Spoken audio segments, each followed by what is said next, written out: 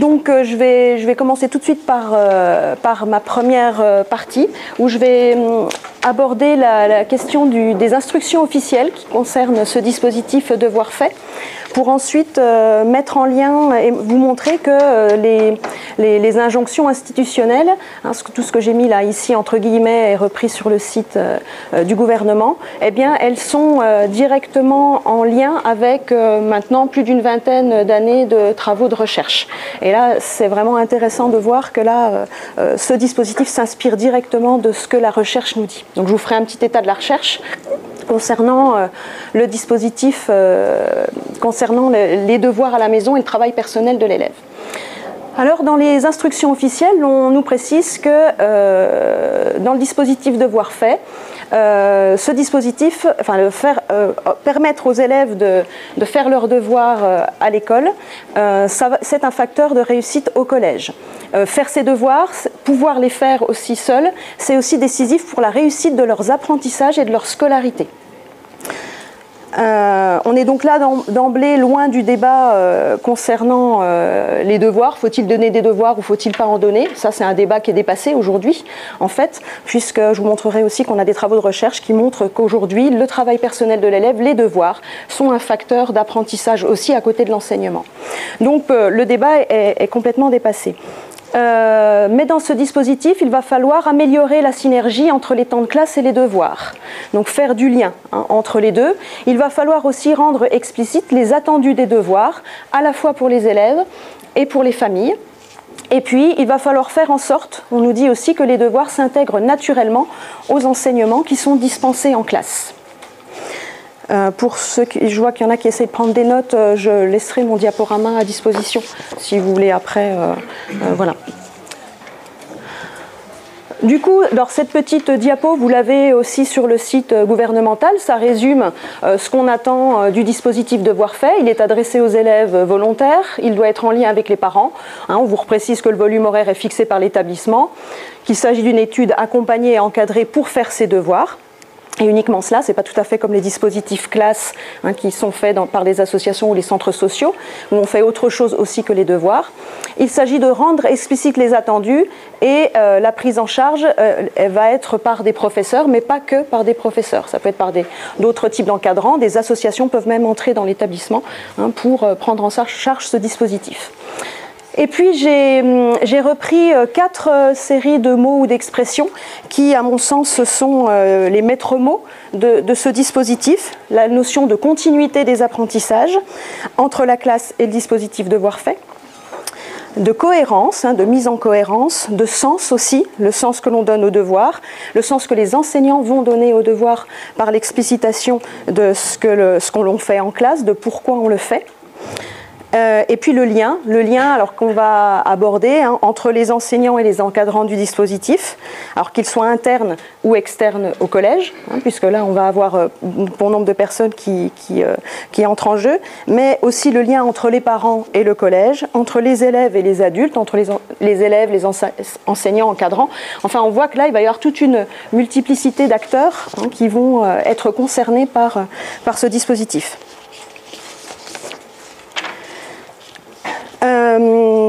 Pour autant, donc, ce dispositif qui s'appelle devoir fait suppose, là au moins implicitement, que les élèves qui partent de ce dispositif aient fini leur devoir. Donc on va voir aussi que déjà dans la dénomination, il va y avoir peut-être des malentendus à l'égard des parents, à l'égard des élèves, parce que nous déjà quand on entend les encadrants des devoirs du dispositif, ils nous disent souvent les élèves partent, on n'a pas eu le temps de leur faire finir tous les devoirs.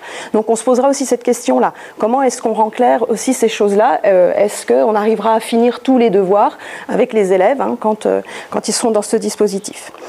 Donc c'est un temps pour réaliser son travail personnel et si au moins, donc ce que disent aussi les instructions, c'est que si on n'a pas eu le temps de terminer, d'aider l'élève à terminer ses devoirs, il va falloir par contre lui expliquer ce qu'il lui reste à faire, que ça soit clair avec lui. Voilà, il te reste ces choses-là à faire à la maison, et ça c'est ce qu'on nous dit aussi. L'élève doit repartir chez lui en sachant ce qu'il lui reste à réaliser. Là je cite aussi une partie de ce qui est dit sur les instructions officielles. Alors voilà pour l'essentiel du dispositif, donc les maîtres mots de ce dispositif. Donc là je vais passer à la deuxième partie, alors une partie qui va être un petit peu longue, où je vais évoquer un peu l'état des connaissances que l'on a sur la question des devoirs et du travail personnel de l'élève.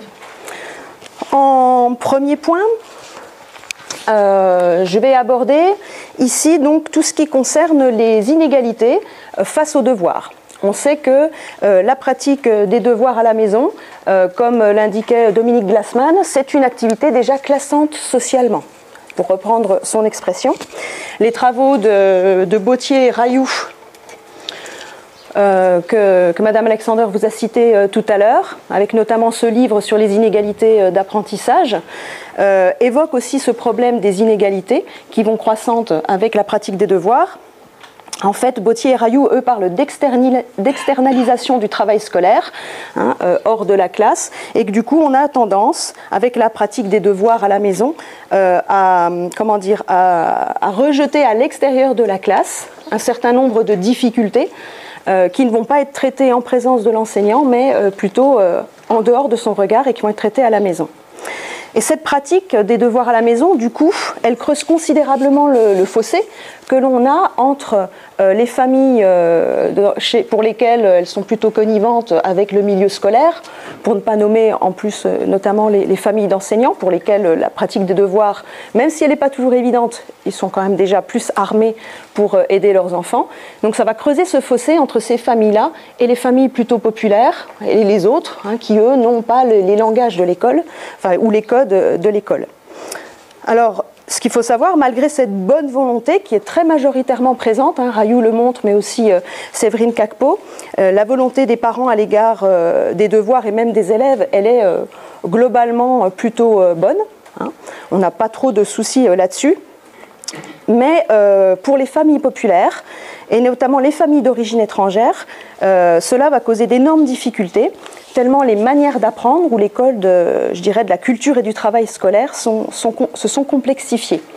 Ces codes de la culture scolaire, ils restent plutôt invisibles en fait pour ces familles, ou alors ils sont dans les implicites, et donc ne sont pas maîtrisables par tous. Et c'est là que le fossé va aller croissant. Pour Rayou toujours, et puis aussi pour Pierre Perrier, qui a mené des travaux sur les familles populaires et leurs relations à l'école. L'école entretient des malentendus avec les familles. Alors, ils entendent par malentendu le fait que ce qui est attendu par l'école est en fait différent. Les attentes qu'ont les enseignants et l'école en général est en fait différent de ce que les parents pensent et ce que les élèves pensent que l'école attend d'eux. Et le malentendu, il est là.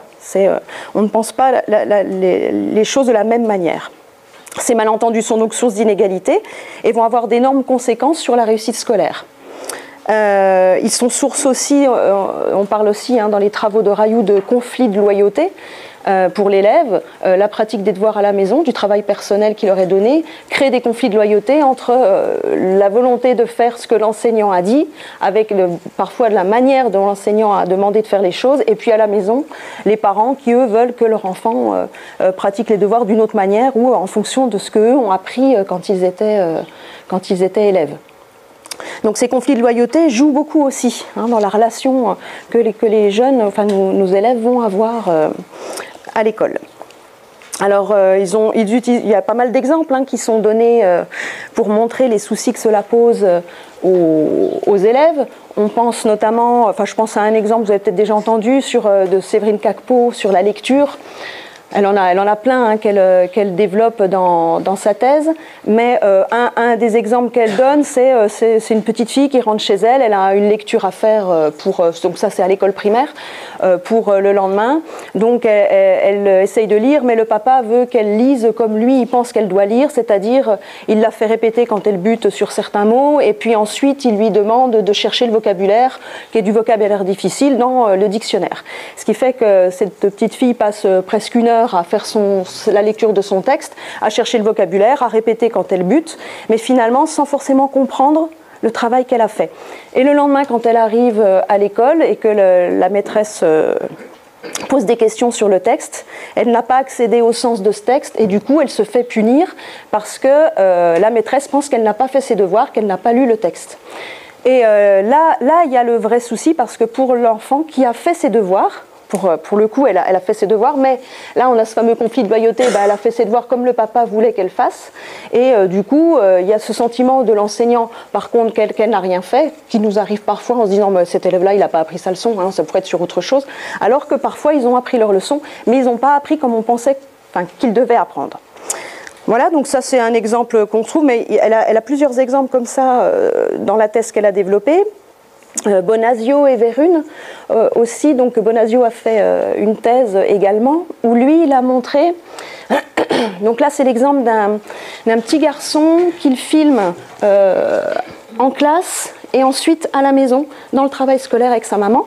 Donc il s'appelle Mehdi, ce petit garçon. Et il a fait ils ont fait une leçon à l'école sur la manière d'utiliser on, on et on, ont. Et donc, en classe, ils ont une leçon qui est écrite dans le cahier de leçon, et puis ils ont fait des exercices. Et le soir, le maître d'école donne un petit exercice à faire à la maison, où les élèves ont à remplir un texte à trous, plusieurs séries de phrases dans lesquelles ils doivent mettre on, on ou on, ont. Donc Mehdi fait son sac à l'école, on le voit filmer là-dessus, et puis ensuite il arrive à la maison. La maman lui demande de faire les devoirs, Mehdi montre qu'il a un exercice, il le fait rapidement tout seul, assez rapidement quand même, hein, en deux minutes à peu près l'exercice est fait. Et puis Mehdi demande à sa maman de vérifier si c'est juste. Donc la maman est un peu embêtée parce qu'elle ne sait pas trop comment corriger, et là donc elle demande à son fils le cahier de leçons. Bon réflexe de la part de la maman pour voir, parce qu'elle ne se rappelle plus trop comment on met on, on, ou quelle est la différence entre on, on et on, ont. Là, le petit garçon a oublié son cahier de leçons, donc n'est pas capable de lui montrer la leçon, ce qui fait que ça rend difficile pour la maman ce moment-là. Elle se dit, elle essaie de réfléchir, tiens, je vais essayer de regarder dans le dictionnaire. Bon, le dictionnaire, c'est pas ça qui va l'aider.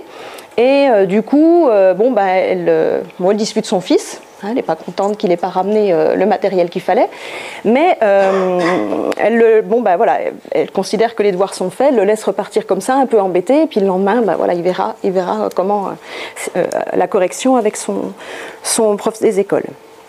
Il arrive en classe et le lendemain, l'exercice est tout juste. Donc super, l'exercice est tout juste.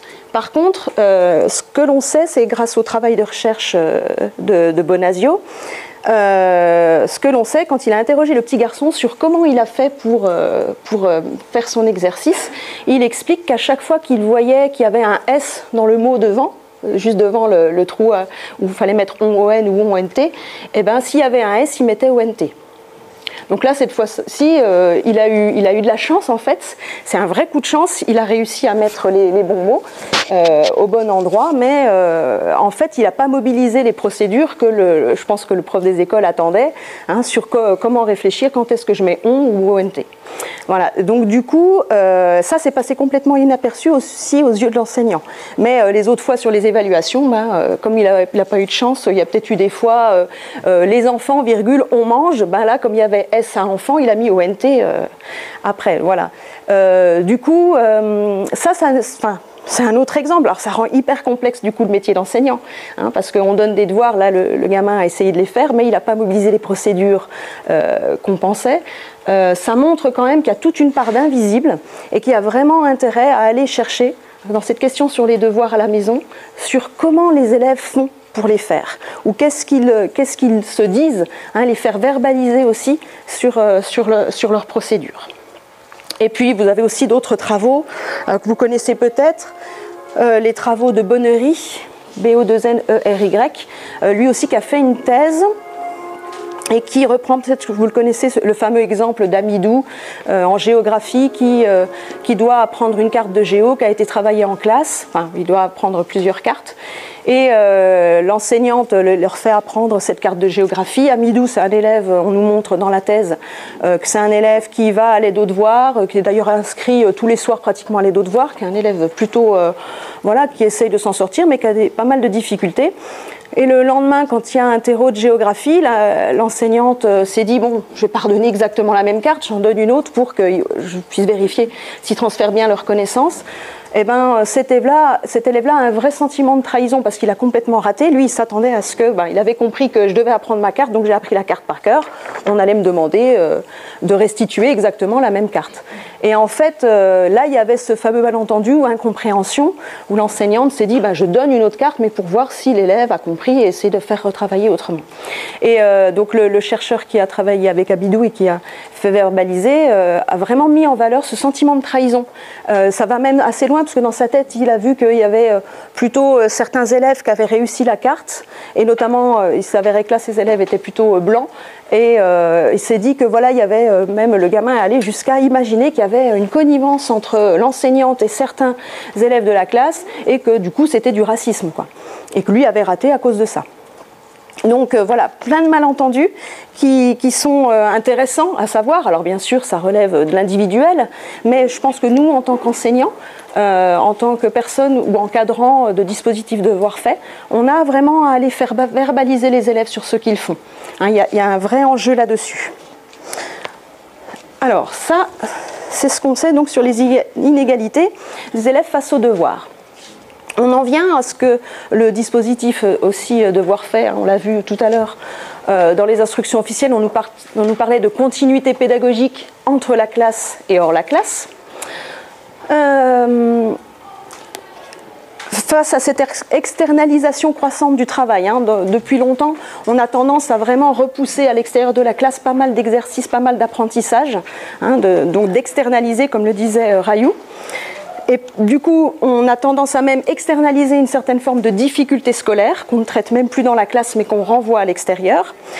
Il va être nécessaire d'envisager, alors, de faire du lien avec l'extérieur, mais surtout de se dire qu'il va falloir maintenant qu'on fasse apprendre en classe ce qui est nécessaire pour réussir à l'école. Et donc faire revenir un certain nombre de traitements de difficultés, faire revenir dans la classe un certain nombre de choses, au lieu de les renvoyer à l'extérieur. Donc faire revenir dans la classe ce qui est de l'ordre du traitement des difficultés scolaires. Donc Rayou et son équipe ESCOL à Paris 5 le disent depuis longtemps. Mérieux aussi le demandait déjà dans son ouvrage de 2004, dont je vous ai mis là le texte que j'aimerais bien qu'on lise ensemble. Donc je vais vous en faire la lecture parce que je pense que c'est un peu petit pour ceux qui sont loin. Donc c'est un texte qui date, mais j'ai choisi exprès ça pour montrer que voilà, ce n'est pas les derniers travaux qu'on nous donne. Alors, la première tâche des parents, donc c'est un petit chapitre qu'il a mis là-dessus. La première tâche des parents, c'est d'exiger que l'on apprenne à faire en classe les devoirs à la maison.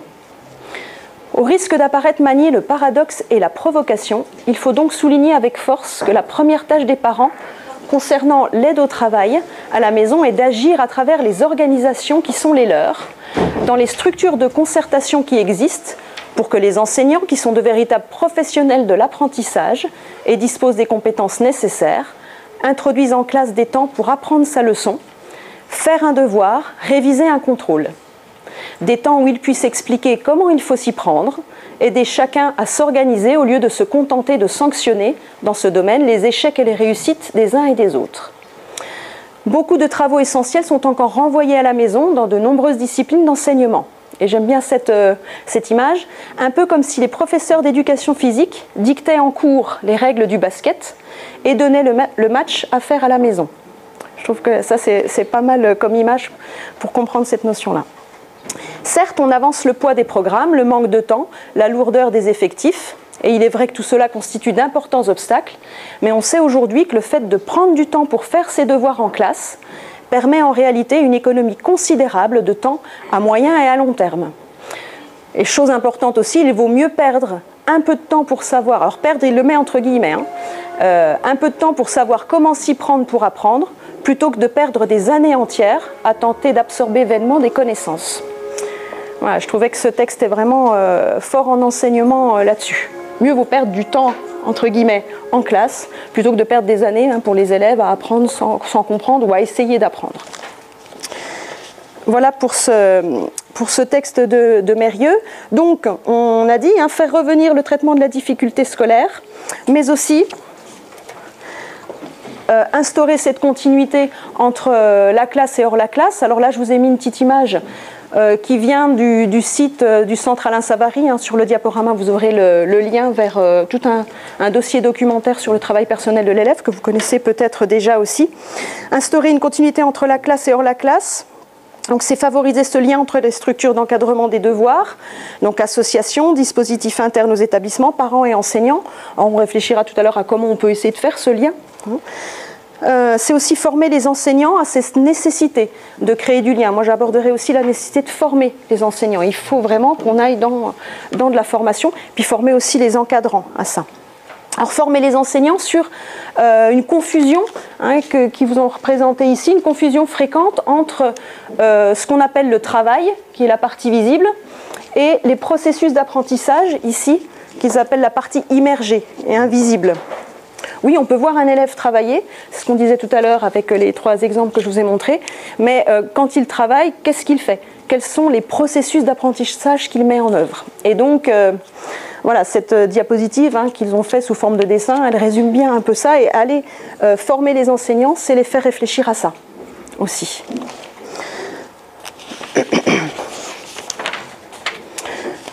Former les enseignants, c'est aussi attirer leur attention sur les confusions qu'on peut faire donc entre ces processus-là, entre travail et processus. C'est les amener à se poser des questions, vraiment, même si, comment dire, on ne peut pas attendre que tout change, qu'ils changent toute leur pratique, mais c'est au moins qu'ils se posent des questions, qu'ils aillent s'interroger et puis après qu'ils puissent en discuter. Est-ce que parce qu'un élève nous montre qu'il a fait ses devoirs, c'est-à-dire qu'il s'est mis en règle avec l'institution comme la majorité des élèves, qu'il a vraiment compris et qu'il a vraiment appris? Ça, c'est des vraies questions qu'on devrait, en tant qu'enseignant, pouvoir être en mesure de se poser. Attirer leur attention aussi sur les difficultés des élèves qui semblent parfois des évidences. Moi, je prends mon propre exemple régulièrement en tant que prof d'histoire géo. Quand je dis à mes élèves, pour la prochaine fois, vous apprendrez la leçon, et puis ça fait un certain nombre de mois, je dirais, pas forcément d'années, que je les refais réfléchir à, quand je dis apprendre la leçon, j'aimerais bien que vous appreniez aussi le plan de la leçon. Et je me suis rendu compte que, peut-être parce que je suis prof d'histoire géo, plan pour eux, pour pas mal de mes élèves, ça signifie en fait carte. Et l'autre fois, je demande à un élève, montre-moi où est le plan de ta leçon sur ton cahier. Donc le grand 1, grand 2, grand 3, ce qu'on a en histoire géo. Et il y a une élève qui retourne sa fiche objectif, puisqu'ils sont des fiches objectifs collées au début, et qui montre un petit dessin d'une cité-État, puisqu'on était sur les colonies grecques dans l'Antiquité. Et donc plan, carte, image d'un plan d'une petite ville avec la campagne autour. Voilà, il montre ça. Et donc là, clairement, si j'ai demandé d'apprendre la leçon et d'apprendre le plan de la leçon, ce gamin-là, il va m'apprendre le petit schéma de la cité-État. Et pourtant, on avait déjà travaillé sur le plan d'une leçon. C'est un peu la forme que j'ai donnée à ma leçon, parce que je ne vous apporte pas les connaissances comme ça, en fouillis. J'ai organisé ce que j'avais à vous dire et à vous expliquer sur les colonies grecques dans l'Antiquité. Même ça, même si on l'explique, il faut y revenir régulièrement. Parce que là, mes petits sixièmes, ça fait depuis le début de l'année que je me bats avec ce fameux plan. Parce qu'en histoire géo, on apprend maintenant une leçon avec un plan, une problématique, on répond à une question. Enfin voilà, c'est quand même plus complexe qu'avant, où on était juste prof de dates et puis on apprenait que des dates, quoi. Là, on leur demande autre chose à ces petits sixièmes. Et donc, il faut y revenir. Y revenir régulièrement, puis s'assurer qu'on parle de la même chose. Quand j'ai demandé d'apprendre la leçon et que j'aimerais bien qu'ils comprennent que le plan il est important, puis après voir aussi pourquoi il est important, le plan. Pourquoi c'est pas juste une manie de la prof, elle veut que je connaisse tous les titres par cœur. Là aussi, là il y a un gros travail. Voilà, donc on est sur les processus d'apprentissage, mais sur aussi les implicites, sur toutes ces choses-là. Nos élèves, ils ont besoin qu'on leur apprenne ça, mais aussi en tant qu'enseignant, ça demande de tout le temps faire un effort dans ce que je leur ai demandé de faire, est-ce qu'on parle bien de la même chose? Et même sur des choses qui ont l'air quand même, moi au début, ça fait des années que j'enseigne, ça fait pas si longtemps que ça, je me dis, mais en fait, le mot plan de la leçon, ils ne le comprennent pas. Voilà, donc... Et on en vient au fait que, et ça c'est... non, pardon, je suis allée peut-être un peu trop vite. Je reviens en arrière. On en vient aussi au fait que nos méthodes d'apprentissage, elles ont pas mal changé. Et donc ça, il va falloir qu'on en prenne compte. Donc, non, c'est bon, j'ai été perdue, mais c'est ça. J'allais passer donc, troisième chose, sur l'état de la recherche, on a un troisième élément important, c'est prendre en compte la manière dont les familles, et notamment les familles populaires, de milieux populaires, envisagent le rapport à l'école et le rapport aux devoirs. Donc là, je vais prendre un temps sur tout ce qui se passe du côté des familles et de la relation aux parents. Et peut-être revenir quand même sur des choses qu'on sait, peut-être que pour beaucoup d'entre vous, vous les savez déjà, mais je pense que c'est important de refaire un point là-dessus. Premier point, ça semble évident, mais quand même, moins on possède, plus on dépend de l'école pour sa réussite. En gros, plus on est pauvre, plus on est dans des familles de milieu populaire, plus c'est l'école qui va vous faire réussir, et pas le milieu familial. Deuxième point, et deuxième chose importante, les devoirs, c'est une charge mentale et morale importante pour les familles. C'est même une fatigue supplémentaire après la journée d'école de l'enfant, parfois après la journée de travail des parents. Ça constitue un vrai poids supplémentaire. On pourrait se dire quand même que le milieu familial, après les heures d'école que les enfants ont eues, devrait plutôt être réservé aux loisirs ou à des temps autres que faire ses devoirs. Je vais vous montrer alors une petite vidéo d'un travail qui a été mené avec l'Académie de Rennes. Alors je ne sais plus où sont passées ma connexion internet. Là. Un travail qui a été mené avec l'Académie de Rennes auprès de familles populaires, avec notamment aussi le chercheur Pierre Perrier, et puis l'association ATD Carmonde. Alors c'est un travail qui remonte à quelques années maintenant. Auprès de parents, je vais le mettre en place, auprès de parents au sujet de la relation à l'école et puis des devoirs. Donc je vais vous montrer comme ça quelques petits extraits de parents qui parlent de leur relation à l'école, et ce sont des ressources en formation qui sont intéressantes pour vous si vous voulez aussi travailler la question avec vos collègues. Il faut juste demander le code d'accès. Alors, bien sûr, je n'ai pas pu capturer les vidéos, du coup je suis obligée d'être sur les connexions internet et ça arrive que ça bug. Donc là, une maman qui parle de sa relation à l'école. On peut sortir de ce genre d'école comme Tréguin, de zone Z, de quartier dites sensibles. C'est souvent des mots. Et du coup, dans ces cas-là, ces enfants-là ont encore davantage... Ça va être la maman qui vient après. Les parents doivent soutenir leurs enfants. Hein. Mais voilà, les parents font leur métier quand ils sont à la maison, c'est s'occuper de leurs enfants. Mais l'école, quand c'est l'école, quand l'enfant est à l'école, c'est aux maîtres et aux maîtresses d'assumer. Et une fois que l'école est finie, que les enfants rentrent chez leurs parents, les parents font d'autres choses avec leurs enfants. Mais ce n'est pas le cas. Parce que quand les enfants rentrent chez leurs parents, ils ont des devoirs. Et moi, je trouve que c'est injuste. Hein. Les devoirs, c'est à l'école. Quand l'école est finie, qu'ils rentrent chez les parents, et les parents, s'ils veulent aller à la piscine, ou s'ils veulent aller quelque part avec leur enfant, voilà. Mais ils n'ont pas de devoirs à faire à la maison. Moi, je trouve que c'est pas bien. Les devoirs, c'est à l'école, et puis voilà.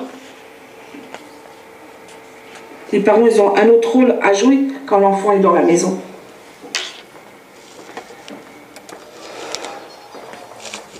Oui, c'est bon, j'arrive.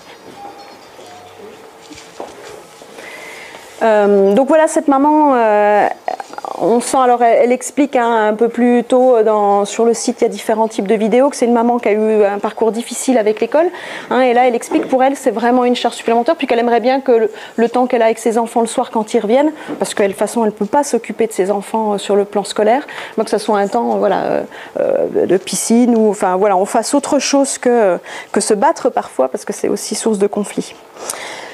Et c'est pas pour rien qu'on a aussi surtout des mamans qui sont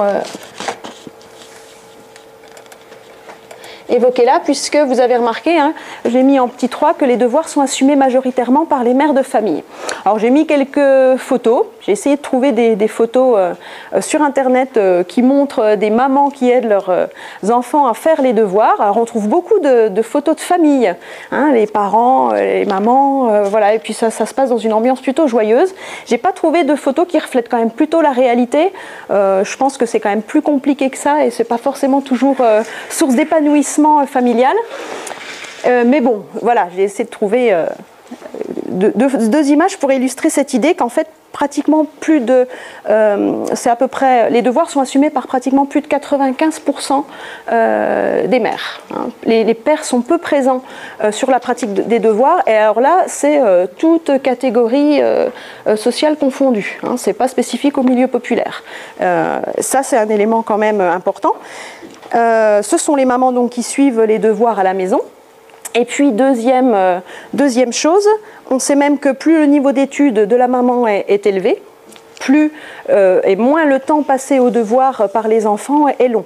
Donc bon, c'est assez évident, hein. Il y a aussi toutes les aptitudes que la maman a pu transmettre sur la réflexion et aussi sur les manières d'aborder les pratiques scolaires. Mais voilà, plus le niveau d'études de la mère est élevé, moins l'enfant va passer de temps à la maison et moins ça va être source de conflits. Du coup, le niveau d'accompagnement des devoirs dépend directement du niveau d'études des parents, plus précisément de la mère. Donc ça a été démontré par Glassman, par Rayou, par aussi Alava dans des travaux beaucoup plus récents en 2016. Et plus le niveau de la scolarité augmente, donc plus on passe de l'école primaire au collège et ensuite au lycée, plus les parents vont abandonner le suivi des devoirs à la maison. Parce que justement, ça devient de plus en plus difficile, alors surtout dans les milieux populaires du coup. Ou alors on va voir l'effet inverse, les parents enseignants vont prendre de plus en plus de temps pour accompagner parce que le niveau des devoirs se complexifie. Voilà, mais dans les milieux populaires, on va voir les mères abandonner de plus en plus et surtout à l'entrée en 6e de leur enfant, ne plus pouvoir suivre vraiment leur enfant. Du coup, 90% des mères sans diplôme suivent les devoirs à la maison de leurs enfants au primaire, 90%. Hein, donc ça vous rappelle que les mamans sont plutôt volontaires sur ce dispositif-là. Par contre, 64% de ces mères continuent à le faire au collège. Donc là, ça descend quand même beaucoup. Alors au lycée, n'en parlons pas. Hein. Ces devoirs à la maison représentent un réel problème pour les familles qui sont les plus socialement défavorisées. Et ce d'autant plus si la mère va élever seule ses enfants. En gros, 50% des mères sont ainsi en difficulté quand il s'agit d'aider leurs enfants et se sentent dépassées par ce que l'école attend d'elles et leur demande de faire. Donc cette compétence parentale d'accompagnement des enfants, là, elle n'est vraiment pas uniforme. Et même dans les catégories les plus aisées de la population aussi, tous les parents ne savent pas forcément comment aider leurs enfants à l'école. Même moi, en tant qu'enseignante, il y a des fois, franchement, au collège, quand je dois accompagner mes enfants et au lycée, j'ai l'impression que je passe de plus en plus de temps avec mon plus grand à l'aider à faire des devoirs, mais des trucs de dissertation, même en histoire géo, ou même mon petit voisin qui vient des fois chez moi travailler une dissertation, on a déjà eu, parce que j'aime bien utiliser le « on », je trouve que c'est quand même symptomatique, souvent on a passé vachement de temps ensemble à travailler. Ça m'est déjà arrivé d'avoir une mauvaise note avec Ismaïl qui est venu travailler à la maison sa dissertation d'histoire géo au lycée en seconde. Donc des fois il y a vraiment à se poser des questions et c'est clair qu'on noie complètement et qu'on perd complètement les gamins issus de catégories sociales défavorisées et d'éducation prioritaire, surtout dans le passage au lycée. Parce que là, complètement, voilà, s'ils n'ont pas d'accompagnement, puis ils n'ont pas des parents qui peuvent payer des cours particuliers ou demander aux collègues ou aux profs d'à côté de les aider, ces enfants-là, on les perd. Voilà, c'est pas pour rien qu'ils vont aller dans certaines filières ou alors être réorientés après la seconde. Donc voilà, on revient aussi à cette question des inégalités.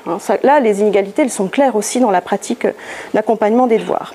Et puis, il ne faut pas oublier que les devoirs, ils créent des tensions au sein des familles, que c'est surtout alors à l'adolescence peut-être encore plus, hein, mais c'est vraiment source de conflits. On peut parler de conflits, hein, et il y a beaucoup de parents qui sont désespérés, déjà que c'est pas simple avec leurs enfants parfois, et qui sont vraiment désespérés parce qu'ils n'arrivent pas à faire leurs devoirs à leurs enfants. Alors on a des fois l'impression, quand peut-être avec les encadrants de dispositifs devoirs faits, vous allez peut-être voir ça, hein, mais de nous les laisser, allez-y, nous on ne sait plus faire. Hein, mais c'est sur le comportemental, puis aussi sur le comment dire, le pédagogique, quoi. Alors, c'est mon quatrième point, c'est encore sur cette diapo-là. Ce qu'il faut savoir aussi, ce qu'il faut avoir en tête, c'est que les méthodes d'apprentissage ont énormément changé. On n'apprend plus de la même manière aujourd'hui, dans beaucoup de disciplines, qu'on apprenait ou quand nous on était collégiens, ou quand nous on était élèves, ou que les parents, hein, de nos élèves étaient élèves. Et ça, c'est un élément important. Comment dire ? Les connaissances se sont complexifiées, on a encore plus creusé ces écarts-là, et du coup, il est plus difficile pour un élève pour lequel on ne parle pas le langage scolaire à la maison, de s'y retrouver. Hein, ça aussi, vous l'avez déjà entendu dans les familles enseignantes essentiellement, mais dans les familles d'un certain niveau social, tous les aspects de la vie sont pédagogisés, j'ai envie de dire, c'est peut-être un néologisme, hein, mais tout est pédagogique, hein, on va au cinéma, on fait une sortie, on observe, même le repas du midi est un moment de pédagogie pratiquement. Et dans d'autres familles, on ne pose pas les mêmes questions, on ne parle pas comme à l'école, et du coup, hein, et même on creuse ce fossé parce que ça va se retrouver aussi dans ce langage de l'école et dans ces méthodes d'apprentissage, hein, qui vont être différentes. Donc on n'apprend plus pareil. J'avais pris l'exemple de l'histoire géo, qui est peut-être une des matières sur lesquelles je pense il y a eu un des plus gros changements par rapport à il y a une vingtaine d'années. En histoire géo, alors je prendrai l'exemple de mes troisièmes, quand on étudie la Seconde Guerre mondiale, moi, quand j'étais élève, la Seconde Guerre mondiale, il fallait apprendre le déroulement chronologique. Hein, fallait savoir à peu près toutes les dates, ce qui s'était passé depuis le début jusqu'à la fin, les grands événements. Et aujourd'hui, pour les troisièmes, notamment dans le cadre de l'épreuve du brevet, on nous demande de leur apprendre en quoi la Seconde Guerre mondiale fut une guerre d'anéantissement. Donc pour mes élèves, ça veut dire qu'il va falloir que je fasse quand même une partie chronologie, enfin il faut quand même qu'on sache de quoi on parle et puis qu'ils aient un peu vu le déroulement du conflit, mais il va falloir qu'ils comprennent qu'en plus on les interrogera au brevet non pas sur les dates, hein, ils n'auront pas une interro sur tout ce déroulement-là, mais il va falloir qu'ils soient capables d'expliquer à un moment donné, donc d'extraire là-dedans, enfin, c'est moi qui leur apprends aussi, hein, mais en quoi ce conflit fut une guerre d'anéantissement. Même en première, on nous a rajouté l'idée de brutalisation des sociétés. Enfin voilà, il y a tout ça qui qui sont des notions un peu plus complexes. Pas plus tard qu'hier, je fais une interro sur les guerres sur ce conflit guerre d'anéantissement avec un développement construit à faire. Dans mon cours, j'avais bien pris grand 1, un conflit aux dimensions planétaires. Donc on voit toute la partie chronologie, grand 2, en quoi la Seconde Guerre mondiale est-elle une guerre d'anéantissement, puis avec mon ABC, mes exemples, tout, illustrations. Je donne un développement construit aux élèves. Montre en quoi, en une vingtaine de lignes, en construisant ta réponse, la Seconde Guerre mondiale fut une guerre d'anéantissement. Donc en fait, tout était annoncé dans la leçon. J'ai une élève qui arrive et me dit « Oh super, j'ai tout révisé madame, j'étais en aide aux devoirs, ou je ne sais plus, avec un surveillant ou en études, je crois qu'un surveillant l'avait aidé, et il m'a fait réviser toutes les dates, je sais toutes les dates. » Je me suis dit « Ah non !» voilà, mais j'ai pas encore vu sa copie, mais je suis à peu près sûre que cette gamine-là, elle était super contente, elle est arrivée, elle a révisé. Le surveillant, je sais qu'il est étudiant en histoire, il a dû lui faire apprendre les dates, parce que histoire égale apprendre les dates. Non, elle a, je pense, pas compris. Et pourtant, c'est pareil, c'est des choses que j'ai répétées, c'est dans mon cours, ils ont pris en note, consciencieusement, ces élèves-là. Elle est contente parce qu'elle a bossé. Et je pense qu'à mon avis, sa réponse, elle va être à côté de la plaque. Elle a dû me réciter, parce que ça rassure, toute la partie chronologie. Voilà, les méthodes d'apprentissage, elles ont changé. Je parle d'une matière que je connais, mais je pense que c'est pareil dans beaucoup de disciplines. On ne demande plus les mêmes choses à nos élèves, et même des fois, quand on essaie de leur expliquer, ça ne rentre pas tout de suite. Et puis surtout, moi je pense qu'en études, ça c'est un lien qu'il va falloir que je fasse avec peut-être les surveillants, aller rediscuter avec eux, mais au fait, j'ai l'impression que le surveillant avait beaucoup insisté pour qu'elle récite les dates. Il lui avait réexpliqué, voilà. Donc il y a aussi ça, à aller instaurer la discussion, mais tu sais, en fait, je ne demande pas exactement la même chose pour ces élèves-là. Alors ça serait aussi avec les encadrants de devoirs faits, hein, voir comment il va falloir qu'on ait des temps de discussion là-dessus. Et alors c'est ça qui rend les choses super complexes, hein, par contre. Bon, après, on n'a pas encore tout résolu non plus dans mon collège là-dessus. Voilà, donc bien se dire qu'apprendre une leçon aujourd'hui, c'est plus comprendre les notions qui étaient utilisées en classe que les notions, une problématique, même en SVT par exemple, il me semble hein, qu'ils ont plus la démarche scientifique à connaître, avec poser des hypothèses, aller vérifier ces hypothèses, puis ensuite rédiger une conclusion.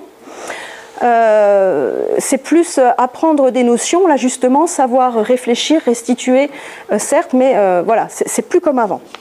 Donc on doit l'avoir en tête tout le temps.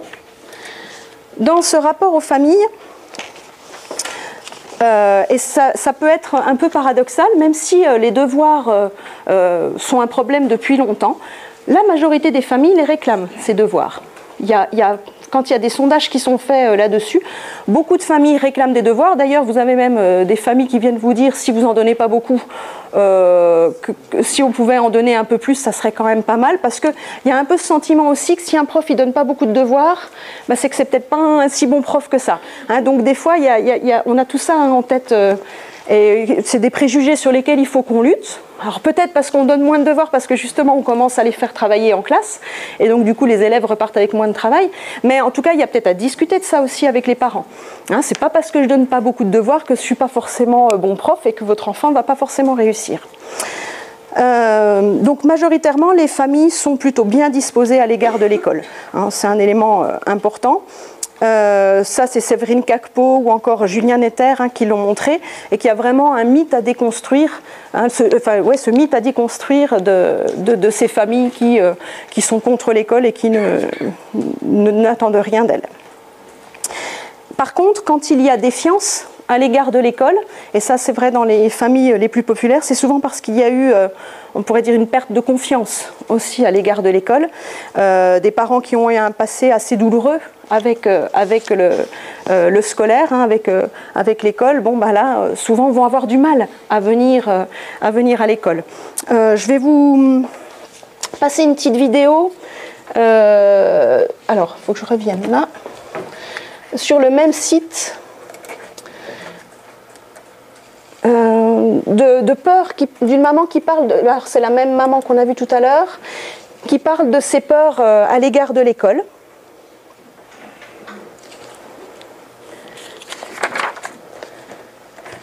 Alors je vais retrouver. Et qui explique pourquoi elle a du mal à venir. Hop, je suis allée à peine trop loin. Donc, on termine juste avec lui. Oui, la fameuse peur au ventre de ne pas y arriver à se faire comprendre, à commettre des erreurs de langage, ou carrément de ne pas être compris, ou qu'on ne prenne pas au sérieux son problème, ce qu'il vient expliquer, ou le souci qu'il rencontre en tout cas avec son enfant. Il y a ça, et puis la prise de parole en groupe. Alors lorsqu'il faut participer aux réunions par exemple, ou une rencontre quelconque à l'école, oui, ils ont peur.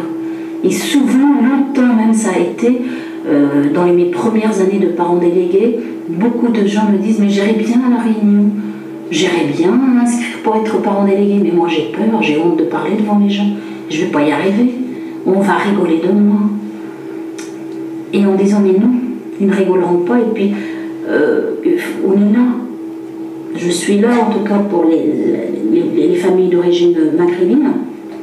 Si tu n'y arrives pas, je t'aiderai. Ou tu me le dis et je l'exprimerai.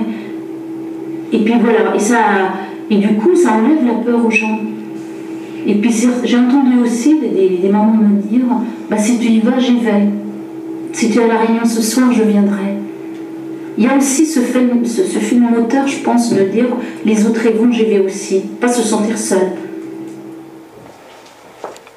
Cette maman, alors, elle ne parle pas directement des devoirs, mais quand il y a des soucis par rapport même aux devoirs que l'élève, leur enfant n'a pas pu faire, il faut penser que pour les parents, c'est dur de franchir parfois la porte de l'école. Et même pour cette maman qui, justement, s'exprime plutôt bien, elle nous dit comment ça a été dur au début pour elle de devenir déléguée des parents. Et puis, voilà, que cette peur au ventre, je trouve que c'est intéressant ce qu'elle dit, la peur au ventre de franchir la grille de l'école. Et ce n'est pas celle qui a l'air la plus éloignée, d'ailleurs, du système scolaire. Pierre Perrier, lui, parle vraiment d'un sentiment d'incompétence de la part des parents. Beaucoup de parents ont ce sentiment de ne pas être compétents et d'ailleurs voient les profs comme bien plus compétents qu'eux pour faire apprendre à leurs enfants, et à juste titre. En tant qu'enseignant, on est formé et même payé pour cela. Mais ce sentiment d'incompétence, voilà, il est présent pour beaucoup de parents et ils nous donnent leurs enfants, je pense, en vraiment globalement toute confiance.